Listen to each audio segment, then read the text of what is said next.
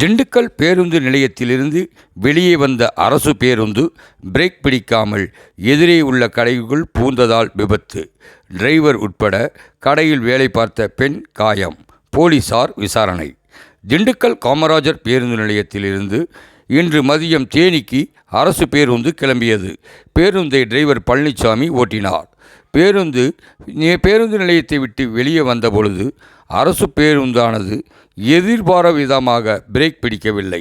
இதனால் பேருந்தை கட்டுப்படுத்த முடியாமல் பேருந்து நிலையம் எதிரே உள்ள ஸ்வீட் ஸ்டால் மற்றும் எலக்ட்ரானிக் கடை மீது பேருந்து வேகமாக மோதியது.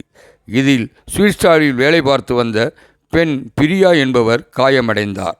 மேலும் ஸ்வீட் ஸ்டால் வாங்கி கொண்டிருந்த பெண் ஒருவர் அதிர்ஷ்டமாக உயிர் தப்பினார். இந்த விபத்தில் டிரைவர் பழனிசாமிக்கு காயம் ஏற்பட்டு திண்டுக்கல் அரசு மருத்துவக் கல்லூரிக்கு சிகிச்சை பெற்று வருகிறார். இது தொடர்பாக திண்டுக்கல் நகர் வடக்கு காவல் நிலைய போலீசார் வழக்கு பதிவு செய்து விசாரணை செய்து வருகின்றனர்.